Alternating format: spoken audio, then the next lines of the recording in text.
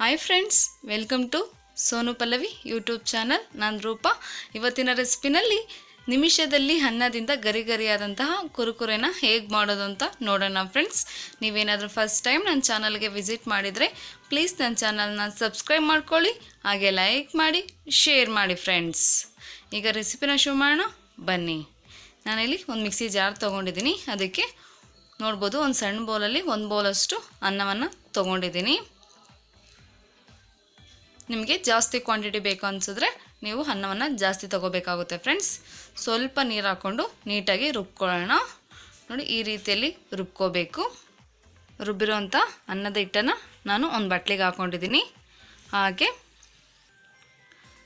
ರುಚಿಗೆ ತಕ್ಕಷ್ಟು ಉಪ್ಪು, ಹಾಗೆ ಒಂದು ಅರ್ಧ ಟೇಬಲ್ ಸ್ಪೂನಷ್ಟು ಜೀರಿಗೆ, ಹಾಗೆ ಅರ್ಧ ಟೇಬಲ್ ಸ್ಪೂನಷ್ಟು ಅರಿಶಿನ ಪುಡಿ, ಅರ್ಧ ಟೇಬಲ್ ಸ್ಪೂನಷ್ಟು ಚಿಲ್ಲಿ ಪೌಡರ್, ಹಾಗೆ 1/4 ಟೇಬಲ್ ಸ್ಪೂನಷ್ಟು ಬೇಕಿಂಗ್ ಸೋಡಾ, ನಂತರ 2 ಸ್ಪೂನಷ್ಟು ಕಡಲೆ ಹಿಟ್ಟನ್ನು ಯೂಸ್ ಮಾಡಿದ್ದೀನಿ. ಈಗ ನೀಟಾಗಿ ಮಿಕ್ಸ್ ಮಾಡ್ಕೊಳ್ಳೋಣ. ತುಂಬ ರುಚಿಯಾಗಿರುತ್ತೆ ಫ್ರೆಂಡ್ಸ್. ಈ ರೀತಿ ಒಮ್ಮೆ ನೀವು ಮನೆಯಲ್ಲಿ ಟ್ರೈ ಮಾಡಿ, ಖಂಡಿತವಾಗ್ಲೂ ನಿಮಗೆ ಇಷ್ಟ ಆಗುತ್ತೆ. ನಾವು ಮನೆಯಲ್ಲಿ ಅನ್ನ ಜಾಸ್ತಿ ಮಾಡಿದ್ದಾಗ, ಹಾಗೆ ರಾತ್ರಿ ಏನಾದರೂ ಅನ್ನ ಮಿಕ್ಕಿದಾಗ ನಾವು ಈ ರೀತಿ ಮಾಡ್ಬೋದು ಫ್ರೆಂಡ್ಸ್. ನೋಡಿ, ಹಿಟ್ಟನ್ನು ಈ ರೀತಿಯಲ್ಲಿ ನೀಟಾಗಿ ಮಿಕ್ಸ್ ಮಾಡಿ ಎತ್ತಿಟ್ಕೊಂಡಿದ್ದೀನಿ. ಈಗ ಇದಕ್ಕೆ 1 ಟೇಬಲ್ ಸ್ಪೂನಷ್ಟು ಎಣ್ಣೆಯನ್ನು ಸೇರಿಸ್ಕೊಂಡು ನೀಟಾಗಿ ನಾದ್ಕೊಳ್ಳೋಣ.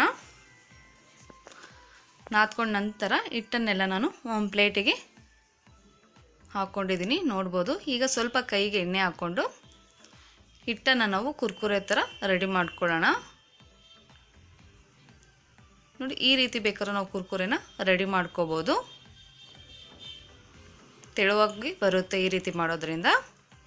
ಹಾಗೆ ಇನ್ನೊಂದು ಟೈಪಲ್ಲಿ ಕೂಡ ನಾವು ಕುರ್ಕುರೆನ ರೆಡಿ ಮಾಡ್ಕೋಬೋದು. ನಾನು 2 ಟೈಪಲ್ಲಿ ಕೂಡ ನಿಮಗೆ ತೋರಿಸ್ತಾ ಇದ್ದೀನಿ. ನಿಮಗೆ ಯಾವುದು ಈಸಿ ಆಗುತ್ತೆ ಆ ರೀತಿ ಮಾಡ್ಕೊಳ್ಳಿ. ನೋಡಿ, ಈ ರೀತಿ ಕೂಡ ಮಾಡ್ಕೋಬೋದು. ಹಾಗೆ ಪಕ್ಕದಲ್ಲಿ ನಾನು ಎಣ್ಣೆನ ಬಿಸಿ ಮಾಡಲಿಕ್ಕೆ ಇಟ್ಕೊಂಡಿದ್ದೀನಿ. ಎಣ್ಣೆ ಬಿಸಿ ಆದ ನಂತರ ರೆಡಿ ಮಾಡಿ ಇಟ್ಕೊಂಡಿರೋಂಥ ಕುರ್ಕುರೆ ಹಿಟ್ಟನ್ನು ಎಣ್ಣೆಯಲ್ಲಿ ಫ್ರೈ ಮಾಡ್ಕೊಳ್ಳೋಣ. ನೋಡ್ಬೋದು ಎಷ್ಟು ನೀಟಾಗಿ ಬಂದಿದೆ ಅಂತ. ನಾವು ನಿಮಿಷದಲ್ಲಿ ಅನ್ನದಿಂದ ಗರಿಗರಿಯಾದಂಥ ಕುರ್ಕುರೆನ ಮನೆಯಲ್ಲಿ ರೆಡಿ ಮಾಡ್ಬೋದು ಫ್ರೆಂಡ್ಸ್. ಖಂಡಿತವಾಗ್ಲೂ ನಿಮಗೆ ಇಷ್ಟ ಆಗುತ್ತೆ. ಹಾಗೆ ಮಕ್ಕಳು ಕೂಡ ತುಂಬ ಇಷ್ಟಪಟ್ಬಿಟ್ಟು ತಿಂತಾರೆ. ಒಂದ್ಸಲ ಮನೆಯಲ್ಲಿ ಟ್ರೈ ಮಾಡಿ ಫ್ರೆಂಡ್ಸ್. ನೋಡಿ, 2 ಕಡೆ ಕೂಡ ನೀಟಾಗಿ ಬೇಯಿಸ್ಕೊಳ್ಳೋಣ.